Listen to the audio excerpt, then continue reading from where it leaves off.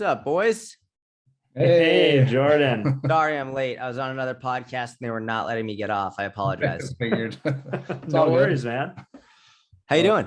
Not bad. Yourself? Good. I'm doing well, thanks.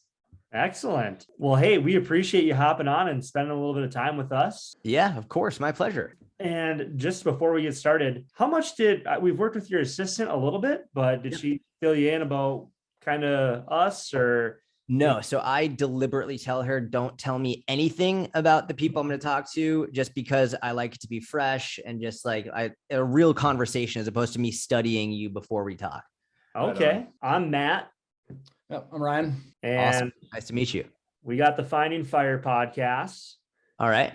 Two 35, 36-year-olds here working 9 to 5s. And we both kind of had this thing in common where we basically hated going to work for a period of time.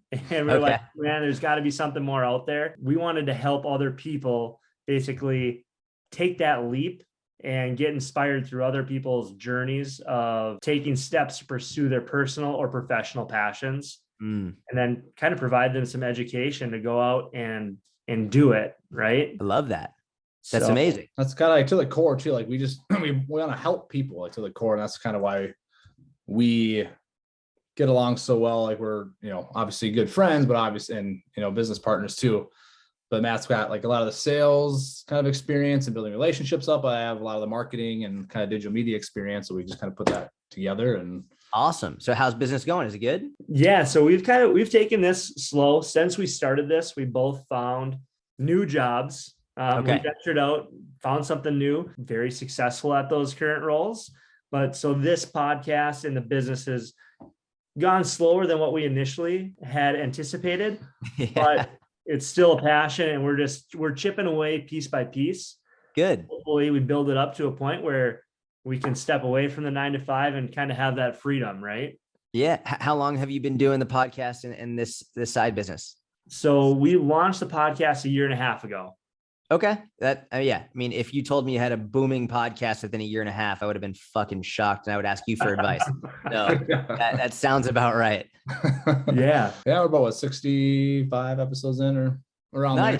So nice. That's amazing. So we're super pumped to have you on. I know when you first released that story, probably a year ago or so, I was like, oh yeah, let's just ask Jordan. Let's just see, who knows if he even reaches out. And then Kat reached out right away. It was like, yep, he's booked to next year if you still want to do it. Heck yeah. I love it. Amazing. Well, good. Now it's better oftentimes like early on in the podcast. Like I'm sure, you can listen back to your old podcast. You're probably like, what the fuck? Well, like that sounded terrible. Right. So it's like, it's cool. You have more experience. We could have a really good conversation. Yeah, for sure. So instantly, like as soon as Ryan told me about you, got on your Instagram, your social media platforms, and like, this is a dude we want to talk with. And we kind of talked about where we wanted to start out. And I think your time with Gary V was very well documented, and you stepping away and taking that kind of hiatus from 3 months off, 3 months on. But we're really curious as how did you set yourself up for that success initially to be able to land clients like Gary V? Yeah. So it's sort of a longer story, but so I started my website in July of 2011. I was a competitive powerlifter at the time, and I didn't know an online business was possible. I had no idea. I was in college. I was in like my freshman year of college. I had no idea that I could have an online business, that I could do online coaching. Instagram didn't exist yet, but I knew I wanted to help people. And a lot of the coaches that I looked up to had websites that they would write really long articles on, like 2,000, 3,000, 4,000 word articles. So I was like, okay, that's what I'll do. And I thought one day I would open up a gym and I would coach people at the gym, and that would be it. So I started in 2011, and basically I was writing one article a week every week. And it was just on something that I could help people with, whether it was exercise technique or programming or nutrition, body image, whatever it was. So it was like, I'm going to write one article a week every week. So I did that. And for the first year, my website got like 20 views a day, 18 of which were my mom and the other 2 were me. And that was it, like for the first year. And I did it every single week, at least one article a week, every week. Then the next year, views started to pick up a little bit more, and people started to reach out and they're like, hey, could you write my program? Could I write my workout? And again, I didn't know an online business was possible. So I was like, yeah. And I would just do it for free. I was like, I like doing it. And And then the first time I got an email from this woman in Brazil, it was about a year and a half after I started writing articles. And the way she phrased her email changed everything. She said, "How much do you charge for online coaching?" I'm a sophomore in college at this point, and I was like, "I don't know, $300." And she was, and I'm in my mind, I was like, "There's no way she's going to pay for this." Yeah. And she's like, "Cool, how do I pay?" And I was like, "Holy shit!" So I had to Google. I was like, "How do you make payments online?" And I found this thing called PayPal.com. So I made an account, and I made a button for $300 payments. And I was like, "There's no way she's going to pay this." And I sent it to her, and then she sent me $300, and I lost my shit. I was like, this woman who doesn't know me just sent me $300 for a workout program. So I was like, that's crazy. So I kept doing what I was doing. I was writing articles, and one article I wrote in 2012, to this day, it's one of my least popular, least liked articles ever. It was 3 ways to improve your posture while sitting at a desk. No one liked that article. Like, no one read it. No one liked it. I thought it was good, but it sucked. There was one guy who read that article who left a comment. And at that point in my career, I would reply to every comment. I wasn't really getting that many, but like I would reply to every single one. And I didn't know who this guy was, random guy. And he was like, "Hey," he asked a question, and I replied to him. And that was the end of it. Well, after a crazy turn of events, that guy who asked that question, he was living in, I didn't know this at the time, I found this out years later. He was living in Chicago working as an accountant. He ended up quitting his accounting job and became a personal trainer. And then he moved to New York City for an internship. During his internship, he met Gary Vaynerchuk, and he became Gary's first coach. His name is Mike Vacanti. So he had a 2-year deal with Gary. And after 2 years was up, Gary said, "Do you want to continue coaching?" And Mike said, "No, I'm done." And Gary was like, "Okay, cool. Who's going to coach me next?" And Gary had a lot of postural issues. He had a lot of hip pain, back pain, knee pain, all that. And Mike, who followed me ever since I replied to his comment, said, "I think I know a guy." And I was living in Israel at that time, working on my online business. And Mike reached out, and he was like, "Do you want to coach Gary Vaynerchuk?" And I was like, "Is this a fucking joke?" And I flew from Tel Aviv to New York, had an interview with Gary, flew back to Tel Aviv. And 6 weeks later, I get a text from an unknown number saying, "Are you ready?" And I was like, "Who the fuck is this?" And then Gary sent me a shirtless picture of himself flexing. And that's how I found out I got the job.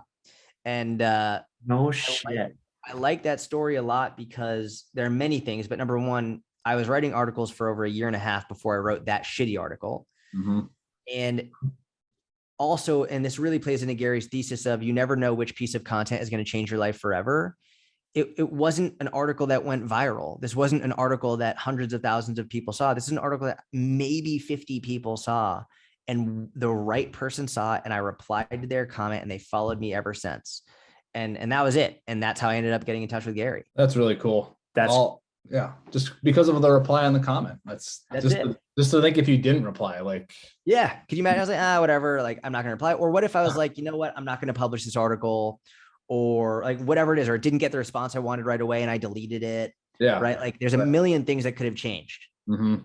I think that's something that a lot of people take for granted in the influencer space is being proactive with your audience, right? Like, who taught you, or how did you come up with, I'm going to reply to every comment at that point in time? Just replying back and having conversation, right? To me, it was just common knowledge to me, where it was like, if someone leaves a comment, like if someone gives me a compliment or asks me a question, if they do that in person, I'm going to reply. I'm not going to, like, someone says like, "Hey, I really liked what you did." I'm not just going to fucking ignore them and walk by. Like, I'm going to at least acknowledge them.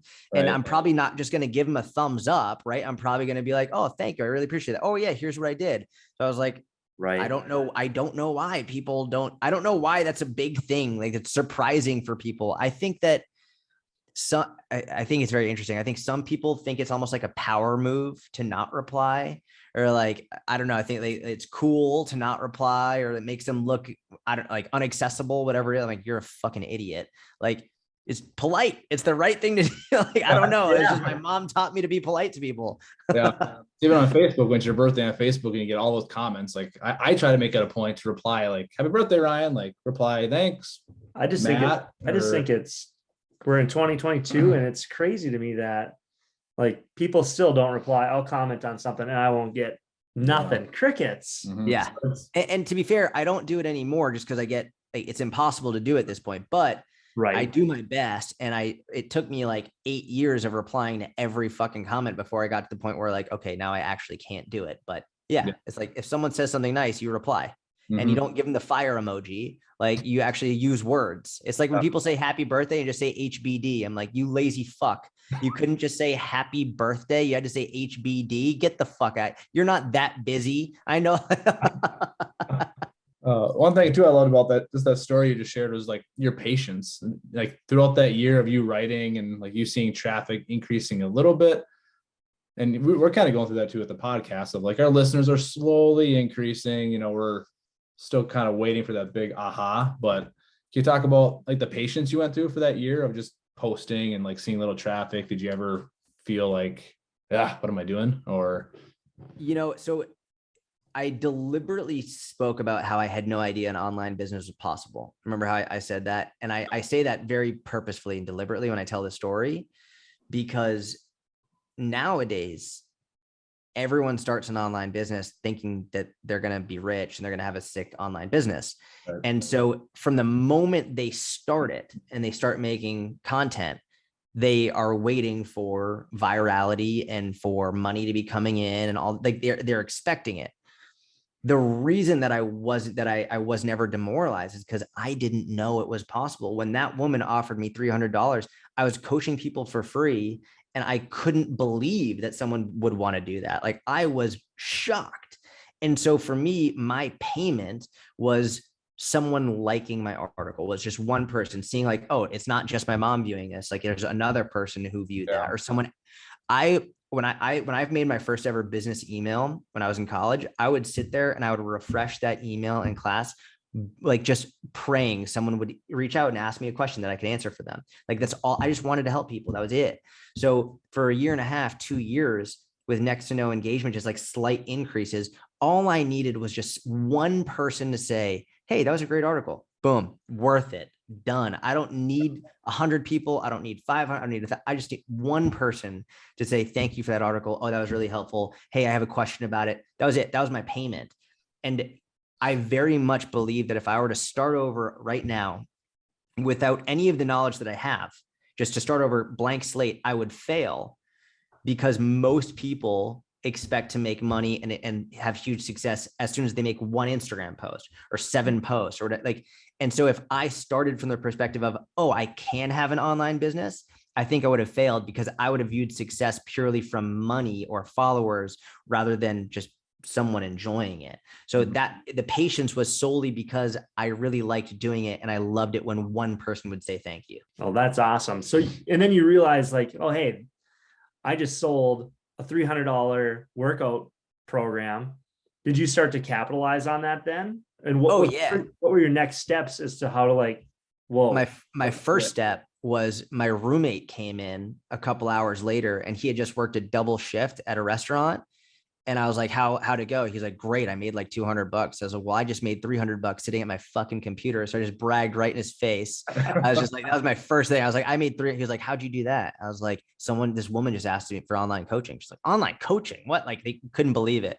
So then we went and got beers that night and I was super excited. So that was the first thing I did. Then from there, I just started when people would ask for online coaching, I would just be like, yeah, like here's how much it costs. Let me know if you're interested. And that was it. And I didn't ask for 300 right off the bat. From there, I actually reduced my price because I couldn't believe that someone would do that. So I reduced it to $20 a month.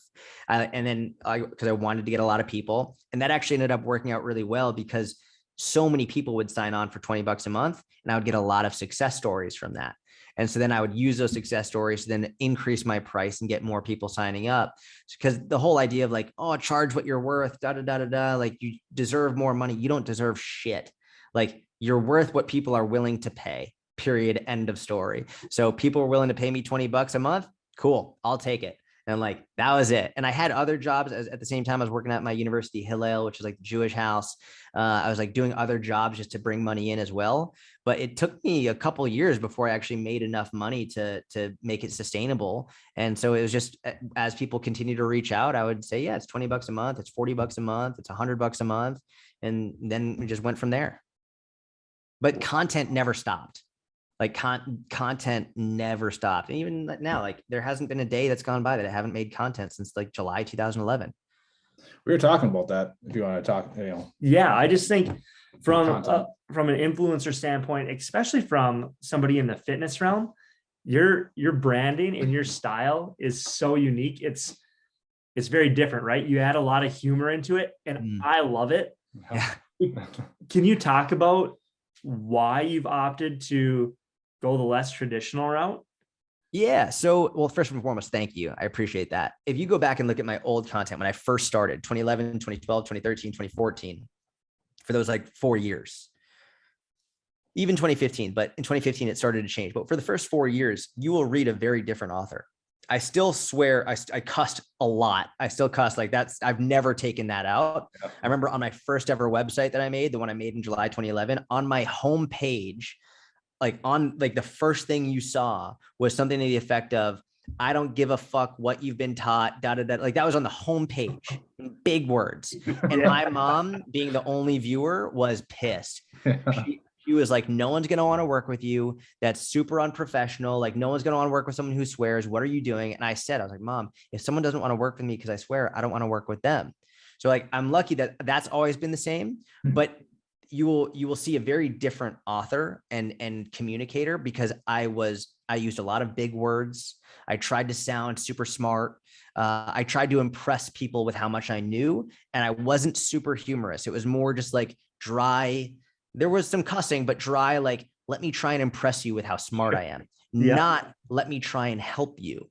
Right. So I was essentially looking back, if I'm really going to break down the psychology, I was trying to impress other coaches, not trying to help the people who needed it. Right. So I wanted other coaches to say, wow, you're so smart, not help the people who needed it without that much knowledge. And then as I, did it for 4 years and I started to get more comfortable, I started to insert more humor. And for example, one of the first things I did is I remember growing up, I'm obsessed with Harry Potter. I love Harry Potter, changed my life. Like I love Harry Potter. And I remember in high school, when kids would talk about Harry Potter, they'd be like, oh, only losers like Harry Potter. I'd be like, yeah, it's so stupid. Who fucking likes Harry Potter? But meanwhile, I'm going home and I'm reading those books like crazy. Like I loved it, but I was nervous and worried about what people would think about me. Mm-hmm. And eventually I remember one time I made an Instagram post with one Harry Potter reference. Like, fuck it, I'll just use it. And people lost their shit. They were like, oh my God, Harry Potter. Da, da, da. Like they loved it. And some people were like, I never read Harry Potter, I don't get it. But so many people loved it.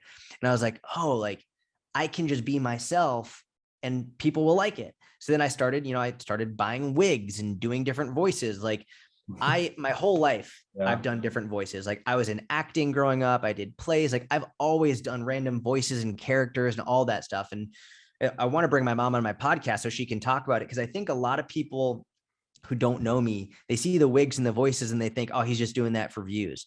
I'll do that no matter what. Like I do that at home. My wife, like that's how I got my wife, is using different accents and voices. Like she thought that was hilarious. Like I've done that since I was a kid. Yeah. So I'm just being myself when I do this shit because I enjoy that stuff. So it's really just me being me. So that's awesome. And you brought up Harry Potter. It definitely was the first thing that I wrote down that I wanted to talk about is so clearly you love Harry Potter, but today, do you use that intentionally within your business?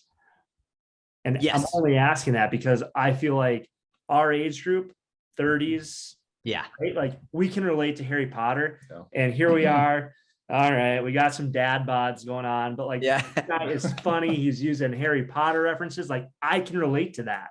Yeah, I mean, I'll never forget I got a message from someone a year or so, maybe 2 years after I started using Harry Potter references. And this woman reached out to me. She was like, I have to let you know, I stumbled across your content because you used a Harry Potter hashtag. And I wasn't looking to lose weight. I wasn't looking for fitness, but I started reading your content and I loved it because you used so many Harry Potter references. And now I'm down 100 pounds. And I was like, that's fucking awesome. That someone who like wasn't even looking for this, they found me because of Harry Potter. They stayed because of Harry Potter. And it's like, it's one of the things that's just like, why not use it? It's not like I'm making it up. Like I could I've always wanted there to be like a Harry Potter quiz show that I could go on, because I think I'd fucking dominate. Like I think like I've read those books so many times. I know so much about it. It's really bad. But like I think there's so much emotional connection to Harry Potter. It changed the world forever. Like even people who haven't read it and will never read it, they still know about it. They still know character names. Like they still know all about it. Like no people who have no interest in it still know a fair amount about it. So Right. it changed the entire world. So it's like, if it's part of my life, why not make it more public and we can share in that together? So cool. You should talk about Dumbledore's loop. Oh yeah. Yeah. So that was one. Yeah. We were watching that the other week, and we just related with that, your circular diagram of Dumbledore's loop of motivation or action results motivation. Yeah. And not the other way around. So, and that I was thinking about us when we did this. Like we just started the podcast. We had everything lined up. Like we had our first post lined up. We had all the equipment.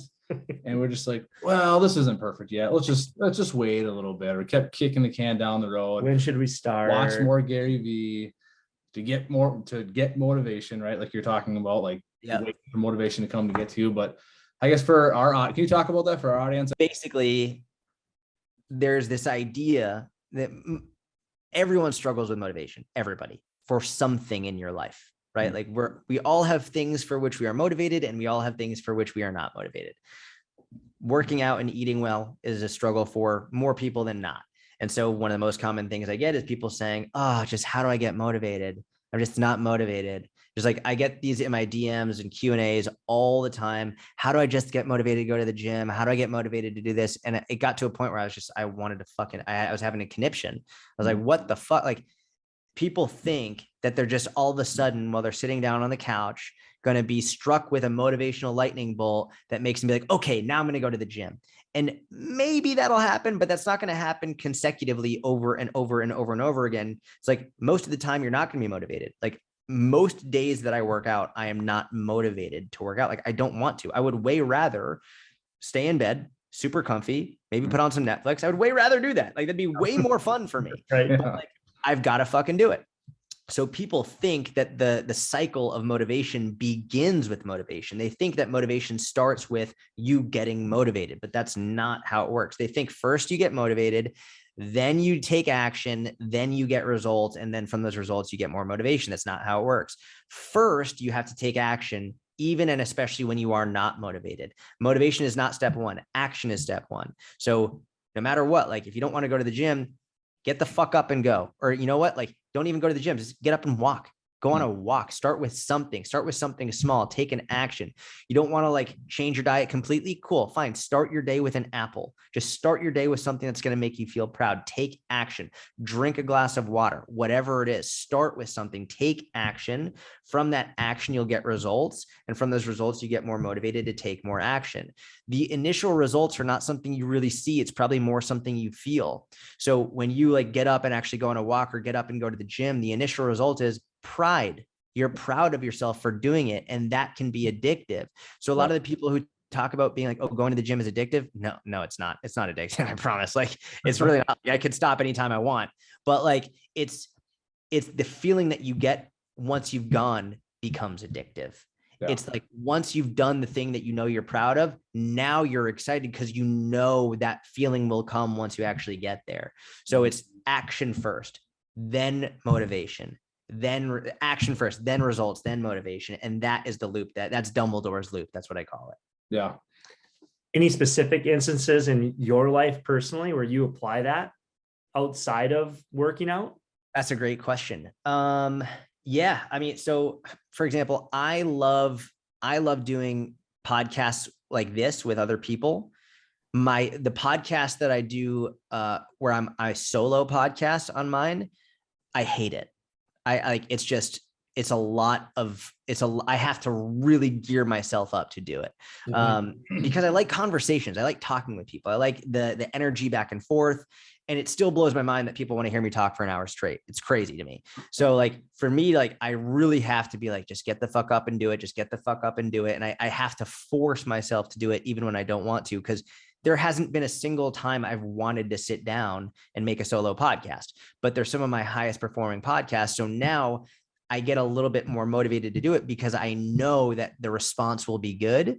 So it's just like now that I've done it enough and enough, I can motivate myself a little bit more just by taking that action and knowing the response. People will be happy that I put it up. Awesome. Like crazy. It's crazy to think about, like you said, you'd rather sit in bed. And yeah, me too. The cover's over you. It's a perfect temperature. Like you're not hot, you're not cold. The sheets feel good, but it's like 5 seconds. You just get your feet on the ground. Yep. While I'm up. Like, it's just crazy that the mind is such a powerful tool. The longer you wait to do something, this is super interesting. If you actually look at like brain research, the longer you wait to do the thing you know you're supposed to do, the more likely you are to convince yourself to not do it. Whereas, so if you just sit in bed and as soon as the alarm goes off, boom, feet hit the floor, you're good. But if you're like, maybe I'll snooze it, maybe, should I? The more you wait, the less likely you are. It's like cupping water in your hands. The longer you try and hold the water in your hands, the more it's going to drip out until nothing's in there. But if you just cup it really quickly, boom, you have a lot in there. But the longer you wait, the more and more and more it's going to drip out. If you want to do something, decide, boom, done. That's it. Whatever it is, make the decision, be decisive and get it over with. Because the more you wait, the more likely you are to not do it at all. Yeah, that's a super good point. Yeah. One of the things I saw on your website, and I think it's fitting right now, is no bullshit, no speculation. Can you talk? My mom hates that. My mom hates that I have swear words on my homepage. I just think it's such a good methodology. Can you talk about how that has served you in your business? Yeah, I try not to beat around the bush, right? Like and it's funny because I talk about my mom a lot because we have a lot of debates about it. But for example, you go into a new job, or you don't even have the job. You go in for a job interview. Yep. There's sort of like this job interview etiquette where you're, nice to meet you. Yeah. Oh, this is great. Oh, wow. The office looks fantastic. Yeah. I'm super excited to be here. And then let's just say you get the job and then you're there for a year and then you're at like that person's house and they're having a party and you're like, fuck, shit, pissed, you piece of shit. Like, it's a completely different demeanor because you're now comfortable enough with that person to just be who you are. You don't have to put on this fakeness or whatever. And I think now more than ever, people are sick of that fake bullshit. I want to get to be that like close with you immediately. I want to be who I am all the time. Yeah. So I don't want to like I don't want to have like this job interview relationship with people. I want to have friendship relationship with people immediately. I just want to be who I am from the beginning. And I want you to feel comfortable to be who you are. So that's where I come from. Like, no bullshit. Like, I'm not going to pussyfoot around. I'm not going to like make shit up, like just to get you on my side. I'm going to be who I am. If you like it, amazing. If you don't like it, cool. There's going to be someone else who doesn't cuss as much as me. That's fine. But like, I'm going to be who I am. And I think generally people appreciate that. Yeah, absolutely. I think that's kind of where we are too, with even just talking with other people on our podcast too. I think if you're not you, people nowadays, they see right through that. Oh yeah. I mean, if you're salesy, if it's not coming from your heart or genuine, like, it's just why? I mean, it's just a waste of everybody's time. Yeah. And that's how I approach all my sales. So I do outside sales. I sell elevators. Oh, nice. So I go door to door, every two-story building or higher that I see, I'm going in on meeting people. And I love that. Why would I pretend to be somebody that I'm not? I just think it makes such a better, genuine relationship right off the bat.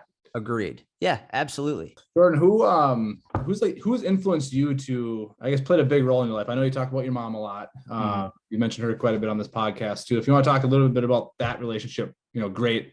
But also, like, even for fitness, was there anybody that influenced you to like get in that industry, or get into the fitness industry? I think the reason that I got into fitness was because I was terrible in school and I hated it. And my whole family is professors, superintendents, lawyers, doctors, just like super academic people. And I am the complete opposite. I'm in special education. I hated school and I was very good at sports.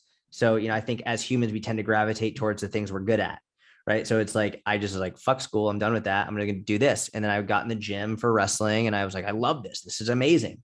And that was it. And I remember when I started being in the gym and I told my mom I want to be a strength coach. She was not happy about it at all. And she was like, she goes, she goes, well, maybe you could be a physical therapist because they still have to get their doctorate. She still wanted me to be a doctor.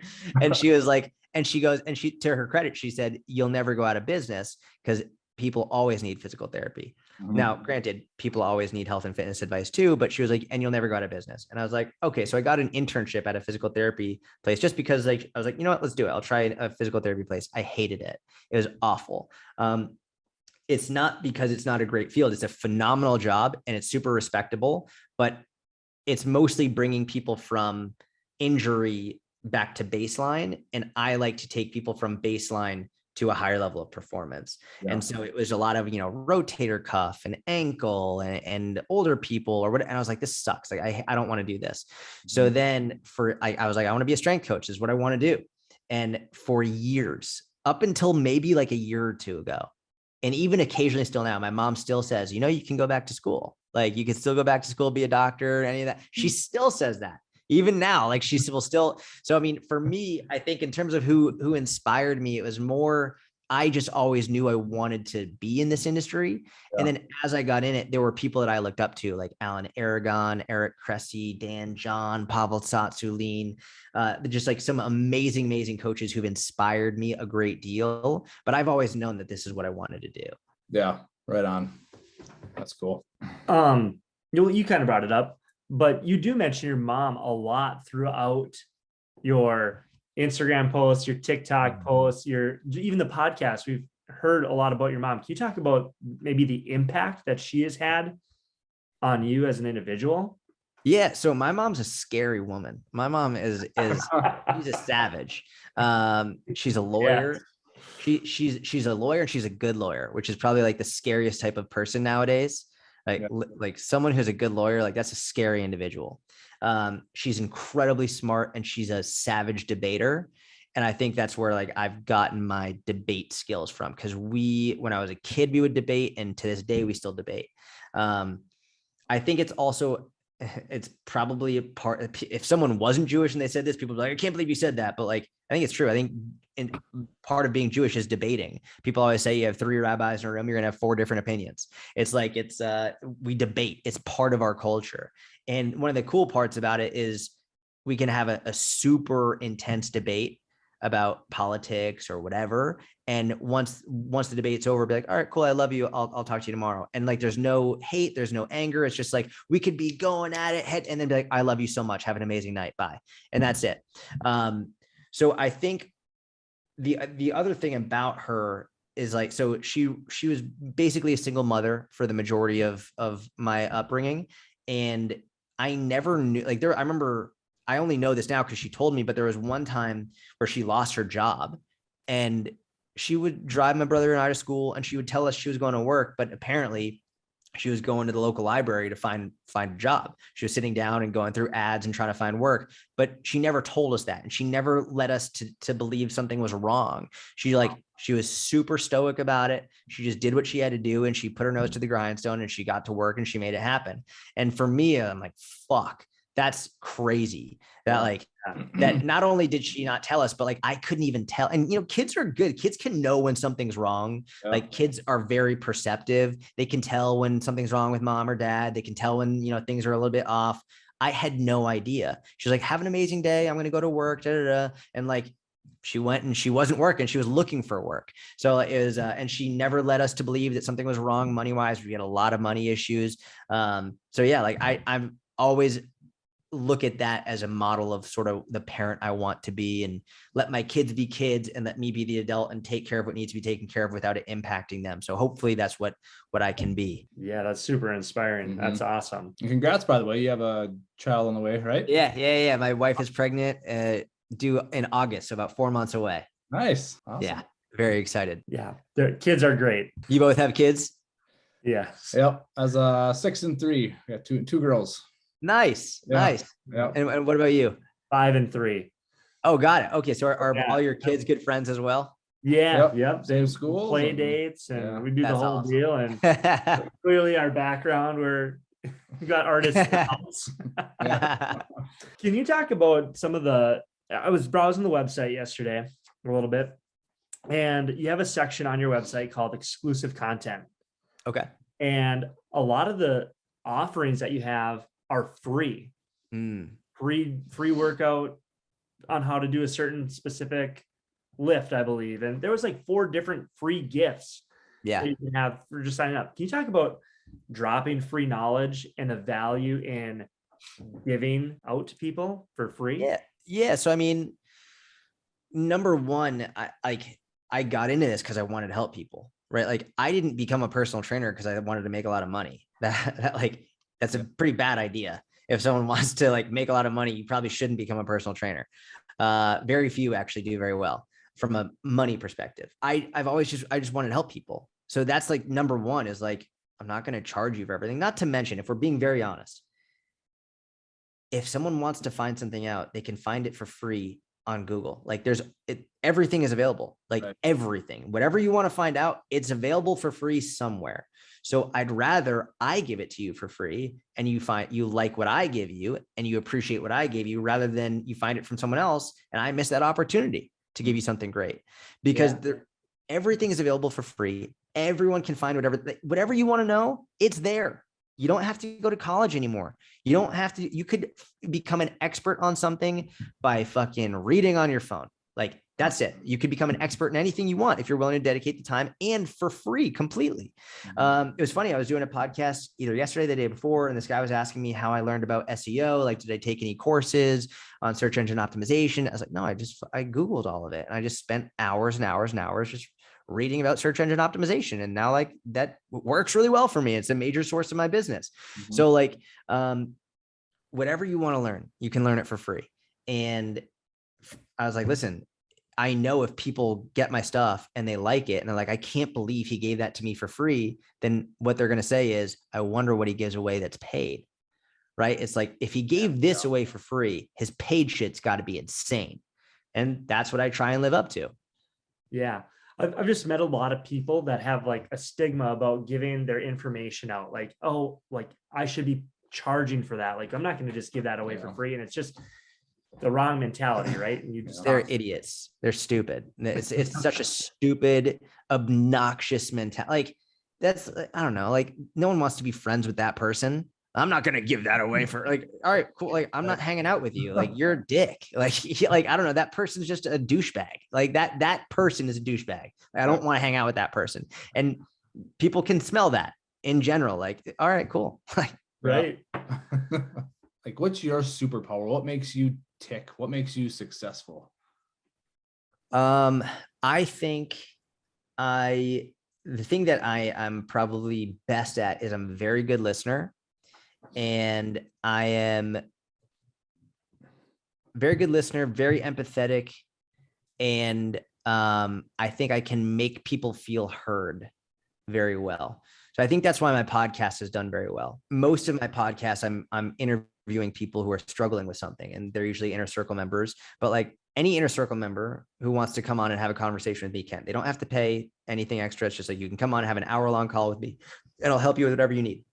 And I think a lot of people have been drawn to those podcasts because I don't talk very much during it. I listen and I get them to dig deeper and dig deeper and dig deeper. And it allows people to realize that they're not alone in their own struggles. And it's nice to feel heard, and it gives them a practical solution from there. So I think the biggest thing for me is I'm very good at listening and understanding what people are actually struggling with, not making them feel bad for it, and just figuring out, okay, where can we go from here?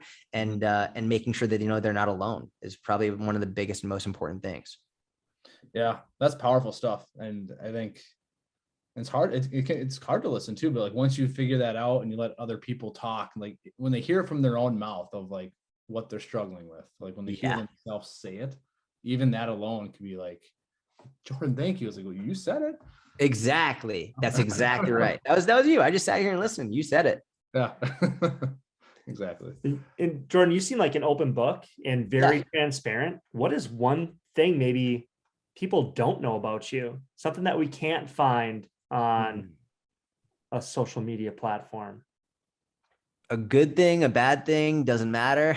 Doesn't matter. We want to know about you. I mean, there's a lot. There's a lot.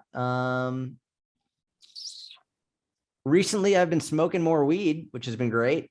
Like, like I'm trying to think of something. Just like I it's been helping me sleep a lot. I was like, it's been great. And I've been taking gummies, these like weed gummies. It's fucking awesome. Yeah. Like they're great. It's like, I take like, and I don't take a whole, I take a half of one. I do it like almost every night. And it's just like, I get the best sleep. I'm like, this shit is fucking awesome. Like, I'm so glad that I take it. So yeah, that was the first thing that popped in my head. Right I on. love it. I love it. We're in Minnesota, so we're not as, we don't have the greatest access, but my sister lives out in LA, and Oh God. when she comes home, holidays can be interesting.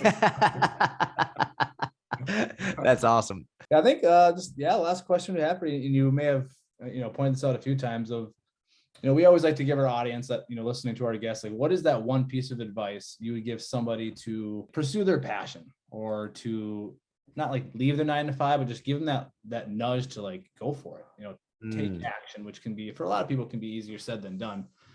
But what would be that one piece of advice? Like if somebody's listening right now, they're on the fence of like, I'm super comfortable where I'm at, but I'd really love to do this. Yeah. I mean, so there's a lot to discuss with that. I just think, so number one, now more than ever in history, it's doable. Like you could start your own business from your home on your phone. Like it is doable. It's real. It's not easy at all. It's super difficult and takes a lot of time. But if you're passionate about something and you're tired of sitting in a fucking cubicle or hanging out with other people or having a boss, or like, you can do your own thing. It doesn't mean you have to leave right away. And I actually discourage most people from doing that. Like, unless you've got at least 2 years of money saved up and a really good idea of exactly what you want to do, I wouldn't leave right now. Stay. But most people, when they're working an office job, not everyone, but most people, like nurses, for example, don't.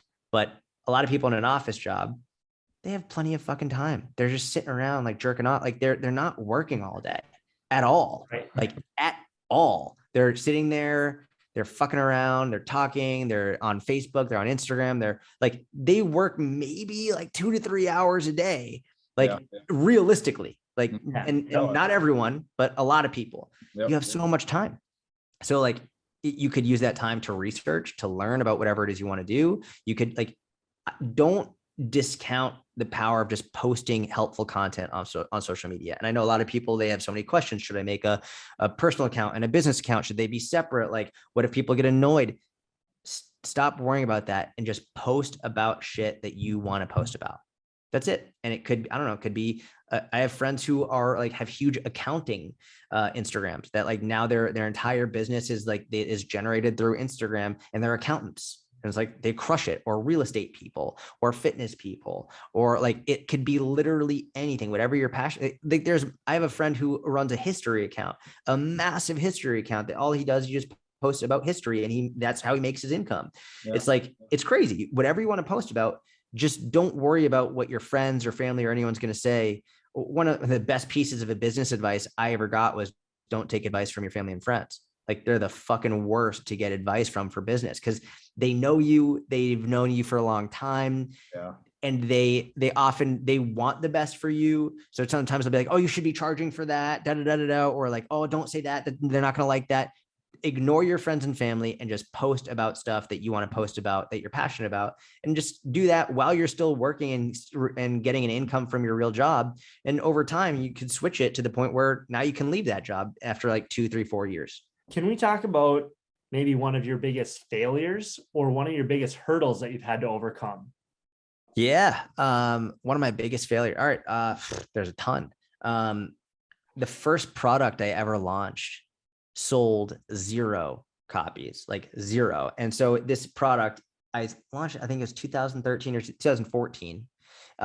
It was called the Elite Performance Squat Seminar. It was a huge seminar on squat performance. I put in like 6 months into this thing, and I paid thousands of dollars to have like design and graphics made. I like set up a whole affiliate network with other coaches, try and get them involved. Like, this was like a 20-hour course on elite performance squat, like everything to analyze your squat, to modify your squat, to look at your squat technique, to look at like, all right, well, to analyze your posture. So you could say, all right, well, what muscles are short, what muscles are long, what needs more stabilization, like the most comprehensive course ever made on squats.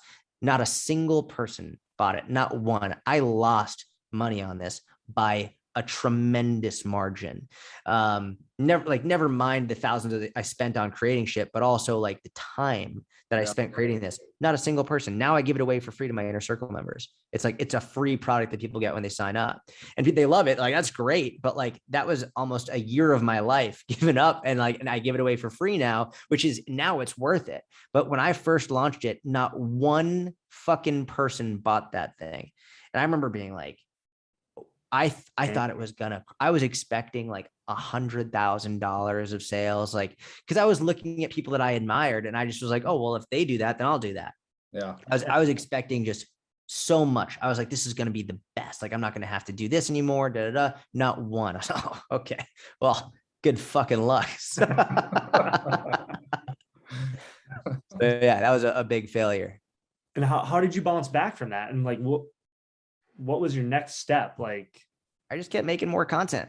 I was like, all right, well, that didn't work. So I'm just going to keep doing what I'm doing, and we'll figure it out. Like, that was literally, it was like, I didn't tell anyone. I didn't say like, hey, no, I actually, I went the other way. I was like, getting great responses from the fucking squat seminar, publicly. I'm like, I didn't have a big audience. I was like, oh, thank you so much for all the great feedback, like lie, like all this shit. But like, I was like, I'm going to keep making more content. And that was it. Cause I enjoyed making content and I wanted to help people. And I saw things were growing. Obviously that sale didn't go the way I wanted it to, but like, I just kept going, and that was it. Awesome. Way to persevere. That's what you got to do. It wasn't, it's funny. Like, it wasn't even perseverance. It was just like, I don't have another choice. It was just like, I like what I'm doing. And even though that was a huge failure, like, I still like making content. So I'm going to keep doing it. Yeah. Yeah. Awesome. I got 2 more questions, and I know we got like, yeah, no worries. Don't rush. I was late. No worries. But what's next? So you've done Gary V, you're in your 3 month on, 3 month off. What's next for Jordan? So we stopped doing the 3 months on, 3 months off a while ago now. So yeah, so I haven't been doing that. Now Mike Viconti is back coaching Gary full time. They've been doing over like Zoom, over like a phone FaceTimes for a couple of years now. I still talk with Gary all the time. Like, he's like a father to me, like great friend. I have no idea what's next, to be honest. People, ever since I was younger, people would always be like, what's your 5-year plan? What's your 10-year plan? Like, where do you see yourself? And I'm always like, I have no fucking clue. Like, I have no idea. I'm just going to keep posting content and trying to help people, and hopefully things go well. And fortunately they have. So I basically, the way I see it is, as long as I try and help people, you can't really go wrong.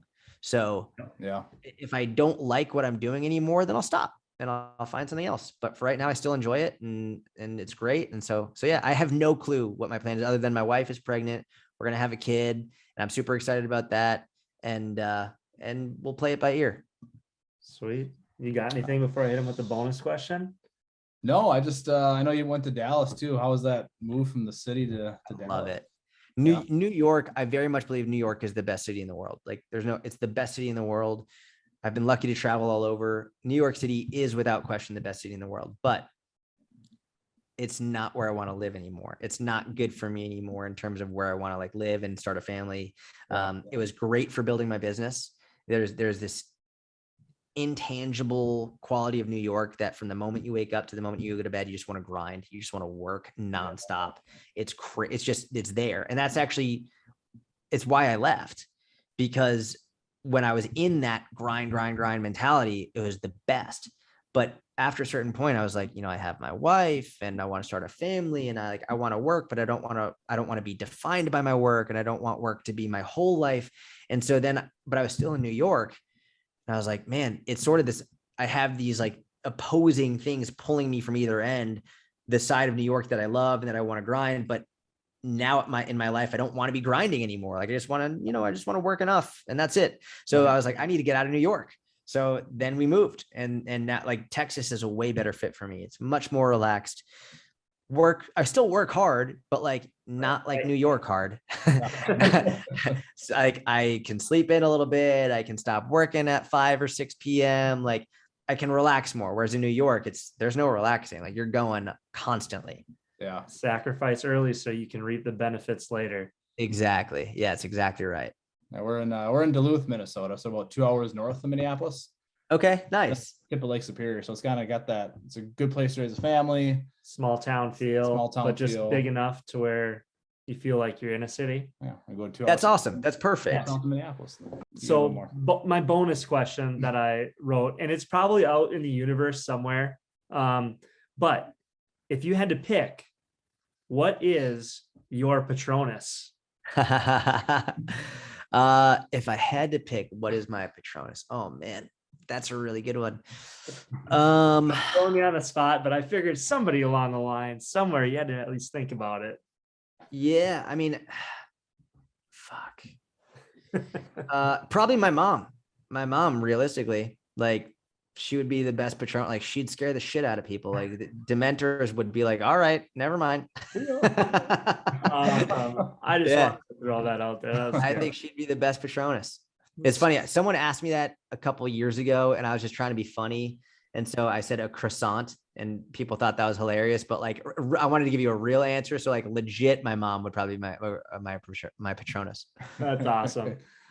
This has been awesome, man. I don't have Yeah. anything else for you, but this is great. We appreciate the time, and Yeah, for sure. thank you for everything you've shared with us. Yeah, you guys are great hosts. Thank you, and I apologize for being late again. But thank you for having me. And if you ever want to talk again, I'm more than happy to. And if I can help with anything, please don't ever hesitate to reach out. Awesome. Right on. Excellent. Well, we appreciate it. Have a good rest of Awesome, the day. guys. Have a wonderful one. Bye-bye. Thanks, Jordan.